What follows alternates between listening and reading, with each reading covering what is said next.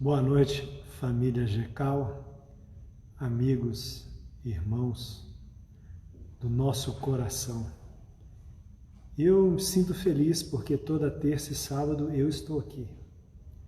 Apesar das notícias recentes, nós continuaremos transmitindo única e exclusivamente via internet. Por enquanto, as reuniões presenciais, no caso do GECAL especificamente, não poderão ocorrer por uma série de limitações, conforme o decreto do nosso governador. Desculpe-me começar, mas eu precisava fazer este comunicado para os irmãos, mas continuemos o nosso trabalho, continuemos espíritas cristãos, continuemos na família GECAL, continuemos nos relacionando virtualmente nos nossos encontros às terças e sábados. Eu sei que os irmãos às vezes ficam esperando que eu faça lá o spoiler, conte um pouquinho. Eu tenho feito suspense ultimamente, porque deixa os irmãos curiosos. E aí os irmãos podem ficar com mais vontade de desligar a televisão, desligar as séries e outros subterfúgios eletrônicos da atualidade que têm roubado o tempo, o espírito e o ânimo dos homens nos dias de hoje. Hoje nós teremos aqui na nossa palestra introdutória a nossa irmã Lene Marocolo. Marocolo, desculpe.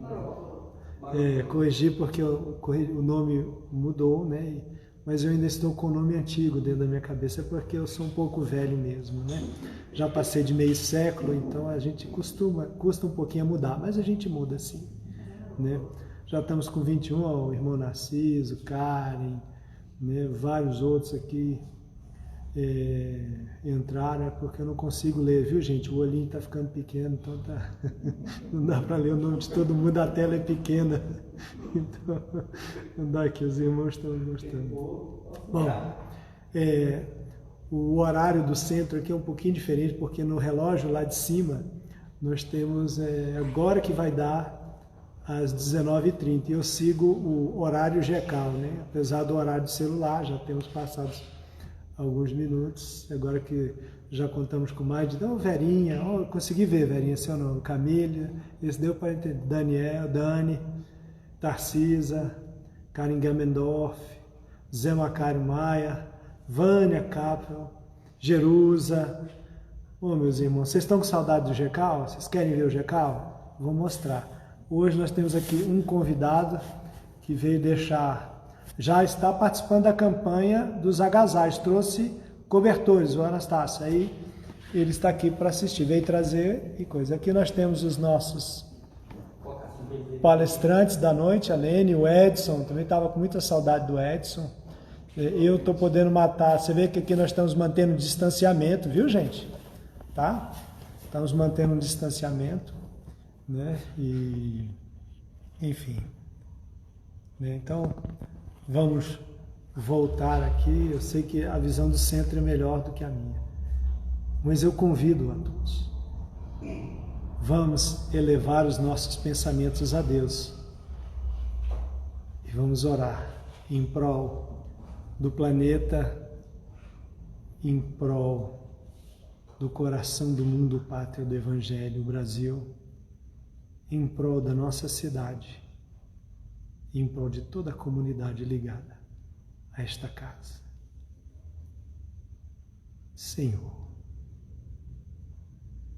sabemos de todas as dificuldades, compreendemos de forma parcial todo o panorama que se avizinha nos dias atuais. Mas em nós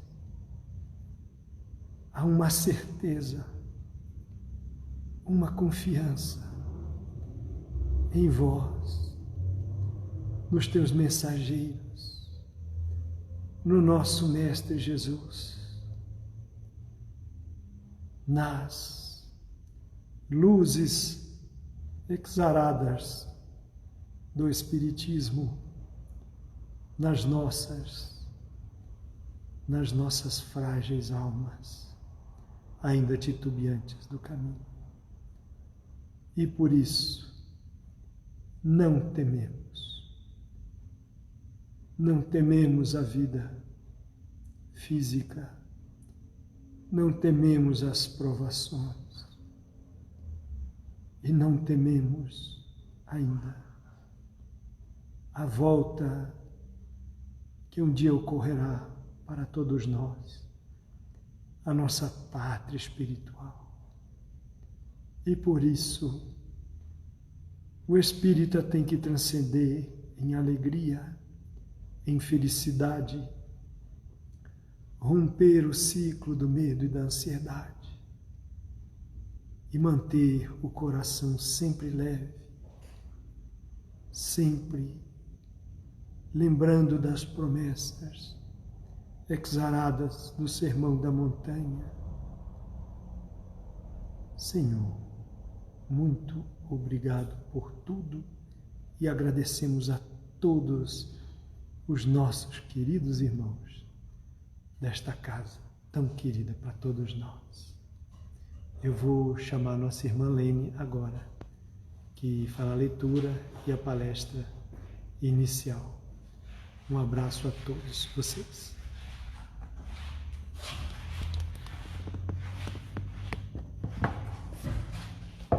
Boa noite a todos. Como vocês estão passando nesses momentos de aprendizado? Momentos difíceis, mas importantes. Entre os anos 60 e 70 da era cristã, Paulo de Tarso, preso, provavelmente em função da perseguição de Nero aos cristãos, escrevia uma carta ao seu filho de fé, Timóteo. Era a segunda carta que ele escrevia a Timóteo. E nessa carta, ele, aí preso, passava por momentos bem difíceis quando escreveu.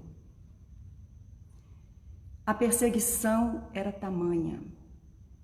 Paulo, diferentemente da primeira vez que ficou preso em casa, agora encontrava-se numa cela fria, algemado e abandonado. Então ele escreve a Timóteo esta carta, pedindo que Timóteo vá à capital do império, às pressas, para fazer-lhe a última visita. Ele sabia, ele tinha consciência do quão difícil seria dali para frente. E é exatamente nessa carta que está hoje a reflexão da noite. Nessa carta, nós vamos lembrar alguns trechinhos. Paulo, ele passa para Timóteo, ele entrega para Timóteo o manto do ministério, a responsabilidade de levar adiante a boa nova. E ele exorta Timóteo a permanecer fiel aos seus deveres cristãos, a manter-se apegado à sã doutrina, a evitar o erro, a aceitar a perseguição na causa do Evangelho, a depositar a sua confiança na Escritura e pregá-la incansavelmente. Paulo convida ainda a manter viva a chama do seu dom e a substituir o medo pelo poder, pelo amor e pelo equilíbrio. E a não se envergonhar dele, Paulo, que estava preso. E também não se envergonhar do Mestre Jesus. A perseguição era tamanha, as dificuldades eram muito grandes. E ele ainda diz o seguinte, que deveriam sofrer voluntariamente pelo Evangelho e a manter-se apegado à verdade. Olha só, a mensagem de hoje está no livro No Pão Nosso e ela vem exatamente nos trazer um trechinho desta carta, dessa epístola de Paulo a Timóteo. E conserva o modelo das sãs palavras. Ele vem falar exatamente da fidelidade e da importância de conservar a verdadeira palavra, de ser fiel ao verdadeiro ensinamento de Jesus, mesmo diante das dificuldades. E Emmanuel, ele vem nos esclarecer, o texto é muito simples, vamos ler. Distribui os recursos que a providência te encaminhou às mãos operosas. Todavia, não te esqueças de que a palavra confortadora ao aflito representa serviço direto do teu coração na sementeira do bem. Conversar diretamente com as pessoas que precisam. E hoje ainda mais. Quantas pessoas hoje estão precisando de palavras e nós, nesse momento de quarentena, nós precisamos usar a tecnologia, como nós estamos usando aqui hoje, Conversar com os nossos familiares, com os nossos amigos. Imagina quantas pessoas não estão precisando de conversar, de falar, de ouvir. O pão do corpo é uma esmola pela qual sempre receberás a justa recompensa, mas o sorriso amigo é uma bênção para a eternidade. Precisamos nesse momento sorrir, mas sorrir com os olhos. Quando a gente sorrir com os olhos, a gente ilumina o caminho do outro. Tem gente que consegue rir somente com a boca e com a máscara ninguém vê que você está rindo só com a boca. É preciso rir com o coração, com os olhos, com a afeição. E as pessoas vão sentir que mesmo você com a máscara, mesmo você no trânsito, dentro do mercado, aborrecido muitas vezes, você está sorrindo. Envia mensageiros ao socorro fraternal. Contudo, não deixes, pelo menos, por uma vez ou outra, de visitar o irmão doente ou ouvi-lo em pessoa. A expedição de auxílio é uma gentileza que te angariará simpatia. No entanto, a intervenção direta ao amparo ao necessitado conferir-te-á preparação espiritual à frente de novas lutas. Sobe à tribuna e ensina o caminho redentor aos semelhantes. Todavia, interrompe as preleções, de vez em quando, a fim de assinalar o lamento de um companheiro na experiência humana, ainda mesmo quando se trata de um filho do desespero ou da ignorância, para que não percas o senso das proporções da tua marcha. Cultiva as flores do jardim particular das tuas afeições mais queridas, porque sem o canteiro da experimentação é muito difícil atender a lavoura nobre e intensiva, mas não fujas sistematicamente à floresta humana, com receio dos vermes e monstros que a povoam, porquanto é imprescindível te prepares a avançar mais tarde dentro dela. Esse é o momento de nós cultivarmos o nosso jardim particular. Somos, entre aspas, obrigados hoje a estarmos dentro de casa, no cadinho do nosso lar, com aqueles que muitas vezes nos são difíceis, são complicados, mas são necessários para o nosso aprendizado. Então, se nós colocarmos em prática dentro do nosso lar o cultivo desse jardim, o aprendizado que temos de ter, que temos que galgar, certamente, ao sairmos pela floresta do mundo, tudo ficará mais fácil. Entenderemos as dificuldades dos outros porque já temos estas mesmas dificuldades dentro do nosso lar, do nosso jardim. Já trabalhamos, já podamos, já cultivamos, já adubamos, já colocamos ali uma água, um carinho. Então estamos prontos a sair pelo mundo. E é isso que o mundo espera de nós, principalmente nesse momento em que a pandemia vai acabar. E aí? O que nós faremos daqui para diante? O mundo não será mais o mesmo. Nós precisamos aprender para levar adiante o que nós temos realmente dentro do nosso coração para contribuir com o nosso planeta. Nos círculos da vida, não ouvides a necessidade do ensinamento gravado em ti mesmo. Assim como não podes tomar como alimento individual por intermédio de um substituto, ninguém pode se alimentar por nós. Nem podes aprender a lição guardando-lhe os caracteres da memória alheia, ou seja, você aprende e eu aprendo por osmose. Não tem jeito. Eu tenho que estudar para aprender, né? É o meu dever estudar. Eu não posso aprender com a sua luta, com o seu estudo. Não conseguirás comparecer ante as forças supremas da sabedoria e do amor com as realizações e vitórias que não tenham sido vividas e conquistadas por ti mesmo.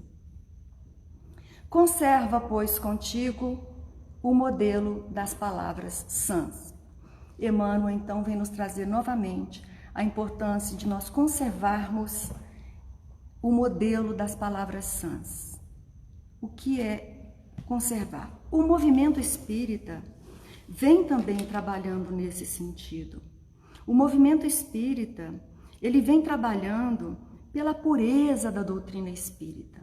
É um trabalho árduo, é um trabalho difícil para que as coisas não se ramifiquem. Tem muitas pessoas que acham que a doutrina está ultrapassada.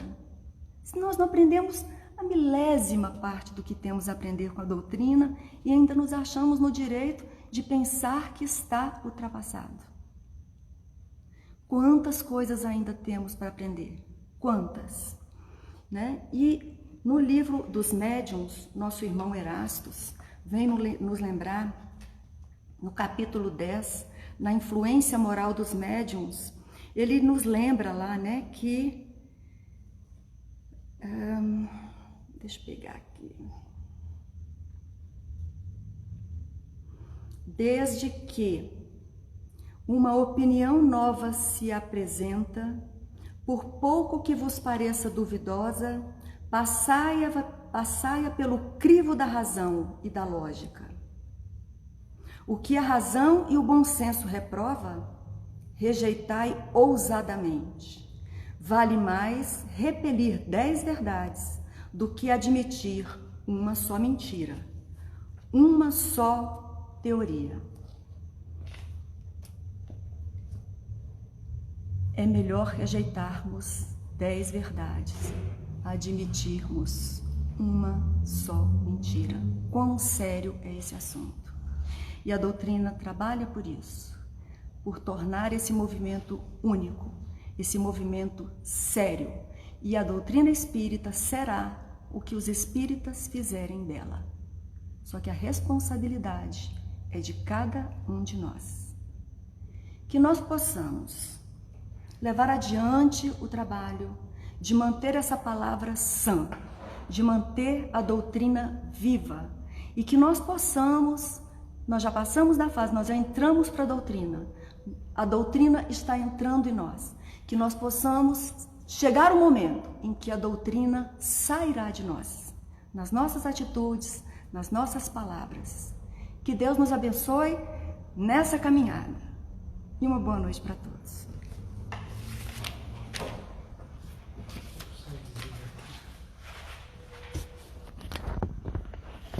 Bom, meus irmãos, nós vamos passar aqui a palavra para o nosso irmão Edson. Estou fazendo aqui uns ajustes finos e técnicos. Edson, a palavra é você. Está aqui na... Tá bom aí, Edson? Tá bom. Boa noite, queridos irmãos, queridas irmãs. Nós, nesses momentos, embora difíceis para todos, mas a palavra do Mestre Jesus, o conhecimento do seu Evangelho, será sempre levado aos corações de cada irmão, de cada irmã. Então a maneira não importa, mas importa é o que será levado a cada coração. Então que a mensagem de hoje possa tocar o coração de cada um de vocês, e nós agradecemos desde já a colaboração, a sintonia de cada irmão. Conta-nos Hilário Silva, no livro Almas em Desfile, psicografado por Valdo Vieira, que havia um fazendeiro muito rico, o senhor Manuel Rabelo, grande fazendeiro no Brasil Central, e que fora então acometido de uma paralisia nas pernas. Vivia no leito, rodeado pelos 4 filhos, que lhe prestavam muito carinho, assistência contínua. No curso de sua doença, ele conheceu o Espiritismo, que lhe mudou as atitudes mentais. Pouco a pouco, ele foi se desprendendo da ideia de posse. Pensava de si para consigo: para que morrer com fama de rico? Queria agora apenas a paz, a bênção da paz. Viúvo, dono de expressiva fortuna, e prevendo a desencarnação próxima, reuniu os 4 filhos e repartiu entre eles os seus bens: casas, terras, fazendas, sítios, animais, todo o seu patrimônio avaliado em 6 milhões de cruzeiros, que era a moeda da época, foi repartido escrupulosamente entre os seus filhos naquela ocasião. Com isso, porém, veio a reviravolta, porque agora, donos de riqueza própria, os seus filhos se fizeram distantes e indiferentes. Muito embora as rogativas paternas, as visitas se tornaram raras e as atenções inexistentes. Rabelo, muito triste e quase completamente abandonado, perguntava a si mesmo se não houvera cometido precipitação ou imprudência naquele seu ato. Os filhos não eram espíritas e mostravam irresponsabilidade completa. Nessa conjuntura, porém, apareceu-lhe antigo e inesperado devedor. O coronel Antônio Matias, seu amigo de mocidade, veio pagar-lhe uma dívida que houvera contraído há grande tempo atrás, uma quantia vultosa que foi tomada sob palavra. Ou seja, naquela época, a palavra ainda valia alguma coisa. A pessoa tomava um empréstimo, prometia pagamento, dava a sua palavra e o credor ficava então tranquilo porque receberia. E foi o caso então do coronel Rabelo. Veio o seu amigo lhe pagar a quantia que lhe era de 2 milhões de cruzeiros, moeda da época, não é? Em cédulas contadas, ou seja, em dinheiro vivo. Na presença, então, de dois dos 4 filhos, o coronel Rabelo colocou o dinheiro num cofre forte ao pé da sua cama. Sobreveio, porém, o imprevisto. Os 4 filhos voltaram às antigas manifestações de ternura. Revezavam-se ao pé da cama papas de aveia, caldos de galinhas, vitaminas, sucos, cobertor quentinho, fiscalizava a passagem do vento pela janela, enfim, cercavam de todas as regalias possíveis, de todo o carinho que é peculiar, que deve ser dos filhos para com seu pai. Muito bem, raramente então Rabelo ficava algumas horas sozinho. E assim, o Coronel Rabelo viveu 2 anos, desencarnando em grande serenidade. Porém, exposto o cadáver à visitação pública, seus 4 filhos correram para o quarto do morto e abriram, então, aquele cofre.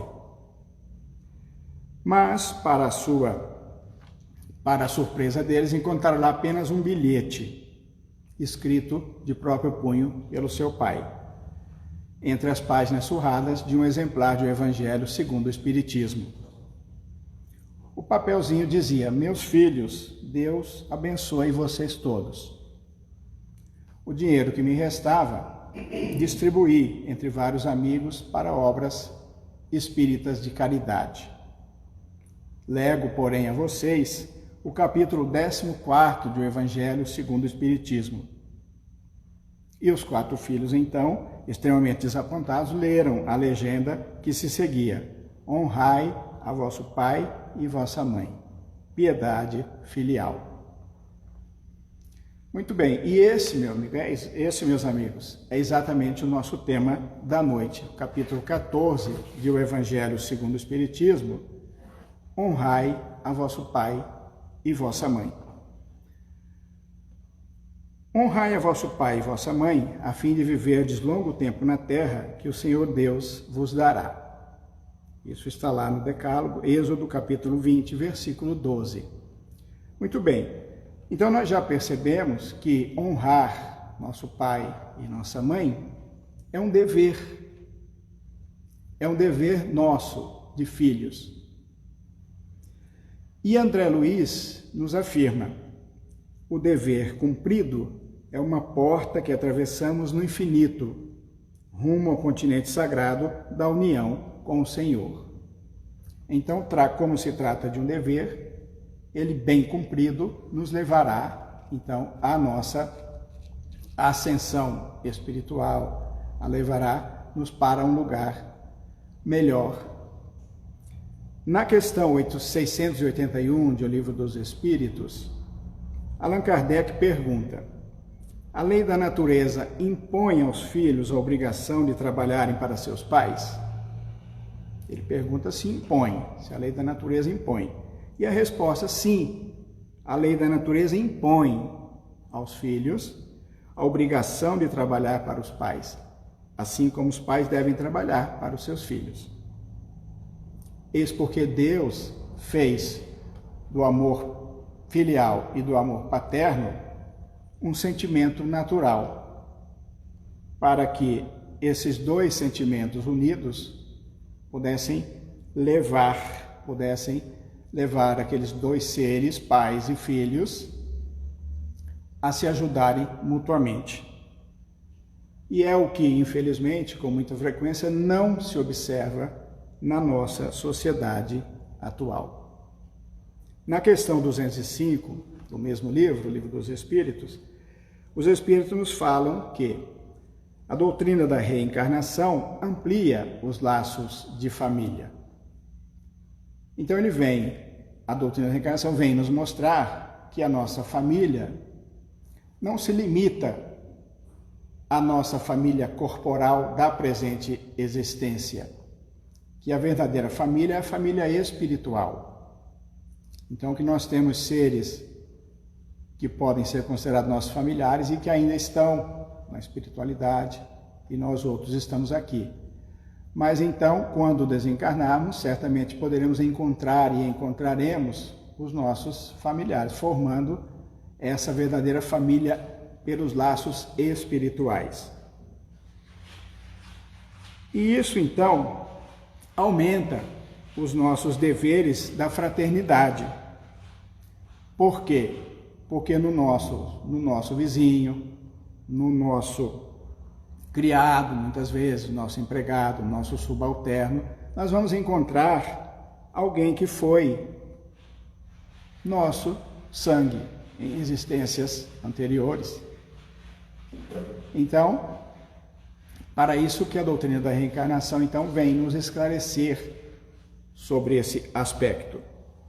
Joana de Ângeles ressalta que os filhos têm deveres intransferíveis para com os pais, que são instrumentos de Deus na experiência carnal, mediante o qual o espírito adquire patrimônios superiores, resgata insucessos e comprometimentos superiores, comprometimentos perturbadores, digo.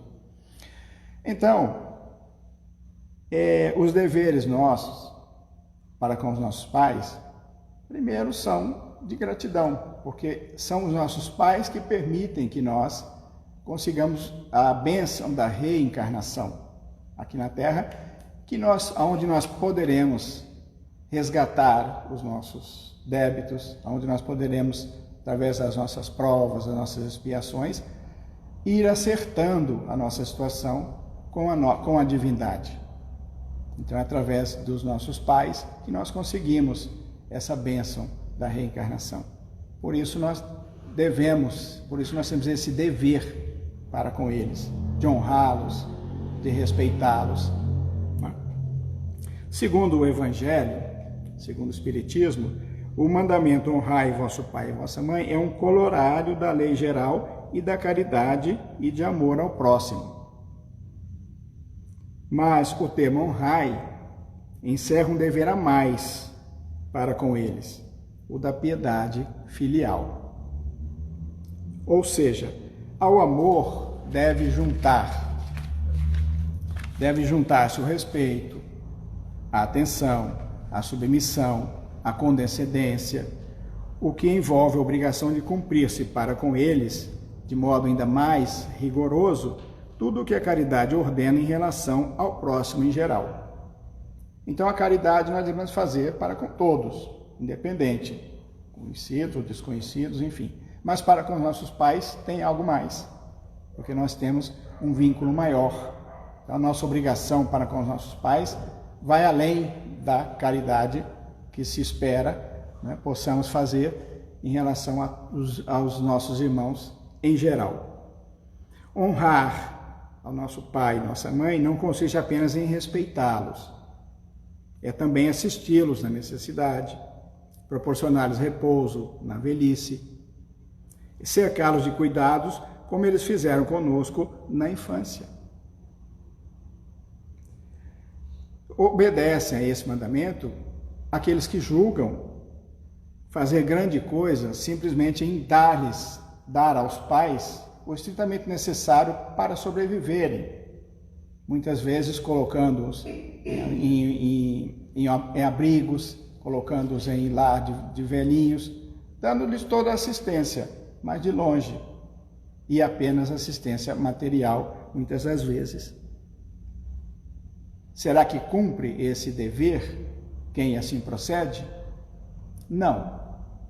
Os filhos não devem a seus pais só o estritamente necessário. Devem-lhes também, na medida do que puderem, as solicitudes todas, os cuidados amáveis, que são apenas o juro do que receberam, o pagamento de uma dívida sagrada. Então, essa é a nossa grande reflexão. Unicamente essa é a piedade filial grata a Deus, a da assistência completa e total aos nossos pais. Alguns pais, é verdade, descuram dos seus deveres e não são para com os filhos aquilo que deveriam ser. Mas a Deus é que compete puni-los e não aos filhos. Então os filhos não têm o direito de punir os pais por nada. Pelo contrário, têm o dever de assisti-los. Se a lei da caridade manda se pague o bem com o mal, seja indulgente para com as imperfeições de outrem, não se diga mal do próximo, se lhe esqueçam e perdoem as ofensas, até amar os inimigos, quão maiores nos serão as obrigações em se tratando dos filhos para com os pais. Joana de Ângeles, no livro SOS Família, nos fala também dos deveres dos pais. Porque se nós, filhos, temos deveres, os pais também não escapam dos mesmos deveres. A vida é assim mesmo, não é? Temos direitos, mas temos deveres, todos nós, diante das leis de Deus, não é? Então ela diz que a grande tarefa dos pais é o que se refere aos valores da educação dos seus filhos. Deveres que não podem ser postergados sob pena de lamentáveis consequências. Os deveres dos pais para com seus filhos estão inscritos na consciência e que, para o seu cumprimento, o amor possui os elementos essenciais. Então, aos pais cabe amar infinitamente os seus filhos. Estando nesse compromisso evidentes o companheirismo, o diálogo fraterno, a solidariedade, a indulgência, a energia moral de que necessitam os filhos, o suporte de que necessitam os filhos, para o seu processo de aquisição dos valores éticos, espirituais, intelectuais e sociais. Então esse é o dever dos pais. Devemos trabalhar, devemos fazer todo o possível para o engrandecimento daquele espírito que está sob o nosso cuidado, que está na condição de nossos filhos. Então nós precisamos entender isto, que os nossos filhos são espíritos que estão sob a nossa guarda, mas com objetivos de crescimento, com objetivos de evolução. E a nós cabe essa tarefa de auxiliá-los, de dar todo o suporte que eles necessitam para a concretização desse mistério. Se o esquecermos ou olvidarmos de ofertar o melhor a nosso alcance, os nossos filhos, quiçá, reagirão, e às vezes de forma desagradável, culminando até mesmo na ingratidão, que a gente observa por aí, a ingratidão dos filhos para com seus pais, porque estão reagindo àquilo que os pais deixaram de fazer muitas vezes. Os pais educam para a sociedade quanto para si mesmos. Portanto, não poupemos esforços na educação dos filhos. Ou seja, nós, pais, educamos os nossos filhos não para nós, mas para a sociedade, para que aquele espírito, ao adquirir aqueles valores salutares que nós passamos para eles, eles possam internalizar e certamente durante toda a sua existência, que é infinita, ele vai levar aquele ensinamento que nós passamos para eles. Então aí está a nossa grande responsabilidade. Nós estamos possibilitando àquele espírito a sua ascensão, o seu crescimento. E isso ele vai levar para o resto da sua existência. Não apenas física, mas a existência espiritual. Então, a nossa grande responsabilidade está aí. E é sobre isso que nós precisamos refletir, e é isso que o Evangelho nos traz de forma muito clara.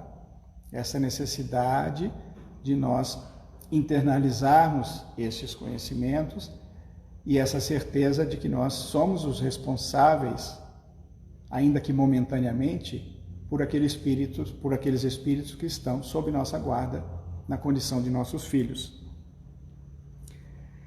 Em relação aos deveres dos filhos, agora, Joana de Ângeles também nos lembra que o primeiro deles é a gratidão pela oportunidade do renascimento carnal.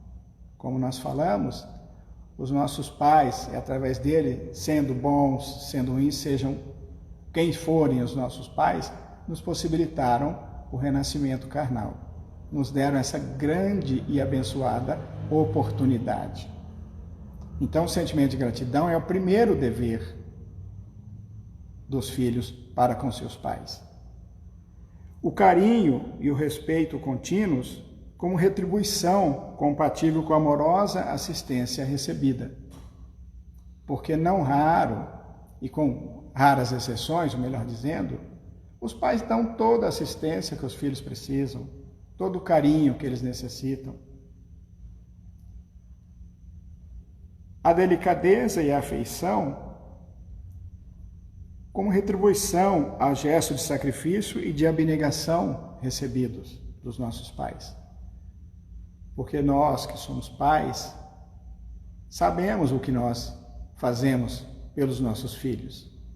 Cada um que está aí agora, na condição de pai, na condição de mãe, sabe todo o sacrifício que fez e faz pelos seus filhos, toda a abnegação que dá de presente aos seus filhos.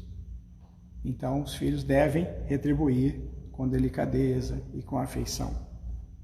E complementa: existem pais que apenas procriam, fugindo à responsabilidade. Existe pais que apenas procriam e abandonam seus filhos, né? Fogem às suas responsabilidades de pais. Porém, não compete aos filhos julgarmos. Porque nós, enquanto filhos, não temos moral e não temos ainda lucidez para esse julgamento. Não devemos julgar ninguém, muito menos os nossos pais. Sem dúvida que muitos pais cometem erros que influem no comportamento dos filhos, que muitas vezes se rebelam contra eles, crucificando-os nos caminhos da ingratidão, da rebeldia, da agressividade, esquecendo-se de que, se eles fracassaram no sagrado ministério, eles responderão perante a própria consciência. Então, eles terão que acertar contas com as suas consciências, quando fogem das responsabilidades enquanto pais. Por isso é que nós não devemos julgá-lo, porque a própria consciência de cada um fará esse julgamento, inclusive a nossa, não é? Então, auxiliá-los por todos os meios a nosso alcance é mistério indeclinável, que o filho deve ofertar com extremo de devotamento e abnegação e renúncias aos seus pais. Ela nos fala também, Joana de Ângeles, na ingratidão dos filhos. É dos mais graves enganos, diz ela, a ingratidão a que se pode permitir o espírito. Então, a ingratidão dos mais graves enganos a que se pode permitir o espírito. E que a irresponsabilidade dos pais, de forma alguma, justifica a falência dos deveres morais por parte dos filhos. Então, a falha dos pais não justificam a ingratidão dos filhos, de maneira nenhuma. Porque é um dever moral honrar nosso pai e nossa mãe. Diz ela também que a ingratidão tem suas origens no egoísmo, que lamentavelmente ainda persiste na nossa humanidade. Então todos nós carregamos ainda essa chaga terrível que é o egoísmo. Sob qualquer forma considerada, a ingratidão expressa o primarismo espiritual de quem a carrega, produzindo grande mal-estar onde se apresenta. Então a ingratidão é um mal muito terrível. E é indício ainda de pequenez espiritual muito grande.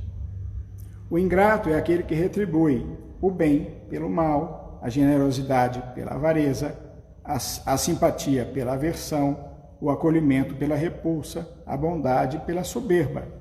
Exatamente o contrário do que nos implica a caridade. Não é verdade? Então o ingrato faz exatamente o contrário do que a caridade, do que a lei de caridade nos recomenda.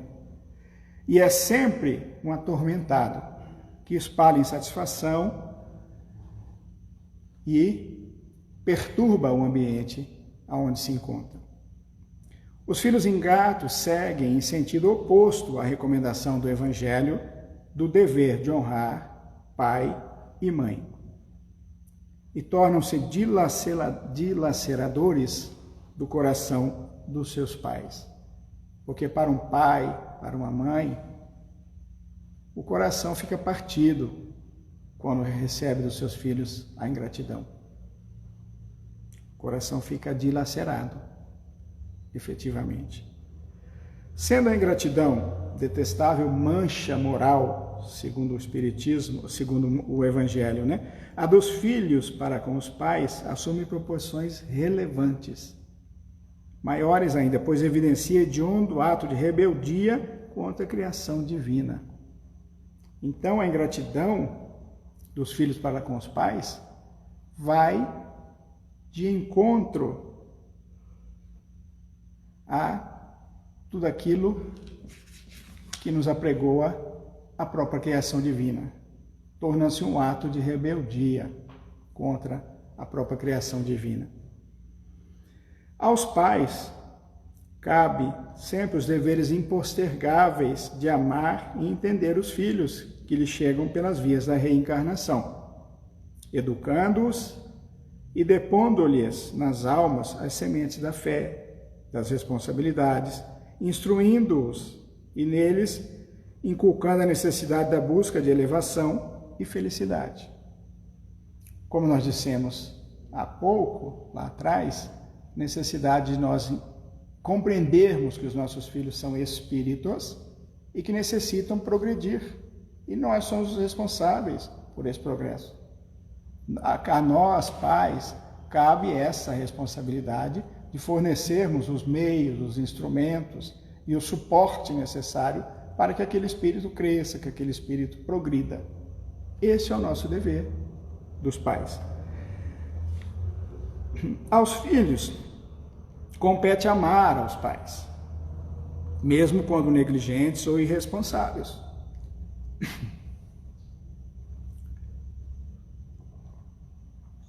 Porquanto é do Código Superior da Vida o impositivo honrar pai e mãe. É do Código Superior da Vida. Por isso é um dever nosso, de filhos. Para concluir, nós vamos dizendo que os filhos aprendem muito com os pais. E os pais aprendem com os filhos também.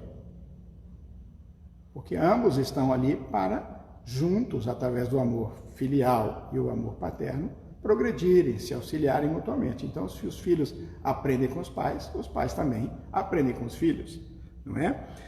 Como eles veem os filhos e ouvem seus pais tratarem os adultos, pais, avós, chefes, vizinhos, professores, pessoas idosas, eles também os tratarão, especialmente as crianças, quando são pequenos, porque eles têm nos pais o exemplo. E o exemplo é o ensinamento mais forte que existe. Então, de nada adianta eu passar aos meus filhos todo o ensinamento, toda a teoria, se eu não pratico, se o meu exemplo é o contrário. Então, ele vai seguir mais pelo meu exemplo do que pelas minhas palavras. Então, muitas vezes eu não preciso dizer nada, mas basta me comportar adequadamente, basta dar bons exemplos que eu já estarei cumprindo com a minha tarefa, com a minha obrigação. Fica clara a responsabilidade dos pais e dos filhos reciprocamente. É aquilo que nós dissemos. Os pais e os filhos têm responsabilidades recíprocas. E com os circunvizinhos, ou seja, com as demais pessoas, com quem temos deveres de fraternidade. Vivemos numa comunidade onde todos devem se ajudar. Porque, como dissemos, a grande família é a família espiritual. Então, devemos ter, para com todos, o sentimento de fraternidade, de amizade, de bem-estar, de convivência pacífica. Porque nós vivemos em uma comunidade onde todos devem se ajudar. Joana de Ângeles, então, lança uma pergunta às mães e pais. Qual imagem vocês estão passando a seus filhos em relação aos cuidados com os mais velhos, com os doentes, com os necessitados, com o seu próximo. Essa imagem refletirá mais tarde sobre vocês próprios. Então, o que nós estamos fazendo na nossa família? Que exemplos nós estamos dando para os nossos filhos? Porque isso certamente refletirá sobre nós mesmos. E encerramos aqui com as palavras doces e sábias da nossa grande mentora, Joana de Ângeles. Ama e respeita os teus progenitores, os teus genitores, a humana manifestação da paternidade divina. Quando fortes, sê-lhes a companhia e a jovialidade. Quando fracos, a proteção e o socorro. Enquanto sadios, presenteia-os com a alegria e a consideração. Se enfermos, dá-lhes assistência dedicada e a sustentação preciosa. Em qualquer situação ou circunstância, na maturidade ou na velhice, afeiçoa-te àqueles que te ofertaram o corpo de que serves para os cometimentos da evolução, como o mínimo que podes dispensar-lhes, expressando o dever de que te encontras investido. Assim, meus amigos, nós agradecemos a atenção de todos, desejamos que todos possam receber do Mestre Jesus as bênçãos, que as famílias possam ser abençoadas, possam ser amparadas pelo amor infinito do nosso Mestre Jesus. Muito obrigado pela atenção e até uma próxima oportunidade. Boa noite.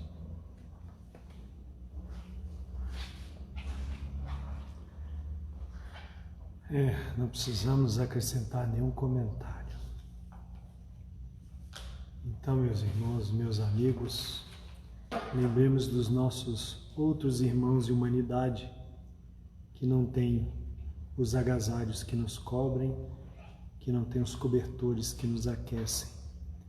Na campanha que está aí no nosso Instagram e que está sendo divulgado, é uma campanha do GECAL, encampada pelo GECAL, e está aí na frente a nossa irmã Eva, que o telefone dela está lá para contato. Então vamos abrir a mão, o bolso e lembrar daqueles que não foram tão agraciados quanto nós.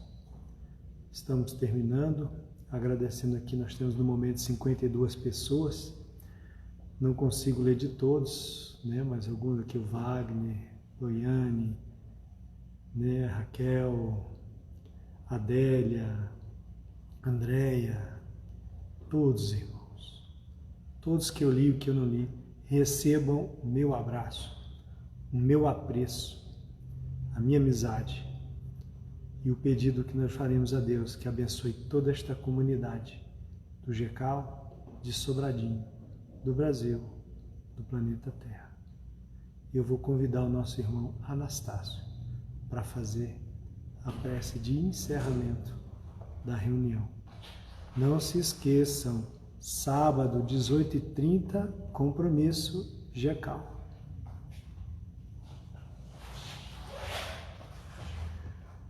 Vamos levar o pensamento, então, a Jesus e agradecer esse momento. É muito bom estar na nossa casa, gente. Vocês não têm noção. Bondoso e amado Mestre Jesus, é com o coração cheio de alegria que te agradecemos esses momentos de esclarecimento, esses momentos de paz. Que eles possam, Mestre querido, sair dessas paredes e envolver a nossa vizinhança, a nossa cidade, o nosso país, o nosso mundo. Que essa pandemia, que muito tem nos ensinado, possa passar para que a gente possa retornar às nossas atividades normais.